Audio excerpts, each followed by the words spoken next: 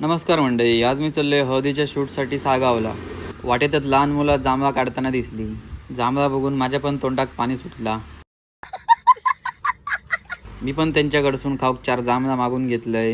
जांभळा खाल्लंय. जांभळा काढून झाल्यावर यो पोरगो पिशेत भरी होतो जांभळा सगळी. यो पोरगो ढोरांच्या पाठसून पळा होतो. त्यानंतर मी येऊन पोचलोय लोकेशनला. घराच्या बाजूकच एक सुंदर मंदिर होता. त्यानंतर काकाने थंड आणून दिल्याने थंडा पिलंय मस्तपैकी. आणि यो असा माझो कॅमेरो. भटजींनी पुण्यवचनाची तयारी करूक सुरुवात केल्याने पुण्यवचन सुरू झाला, पुण्यवचन संपला. त्यानंतर वाडीतल्या सगळ्या बायकांनी तांदूळ दळूक घेतले. हळदीचं डेकोरेशन एकदम भारी केल्याने हळद सुरू झाली. थोड्या वेळान हळद लावून झाली. त्यानंतर दणकावून नाचाक सुरुवात केली.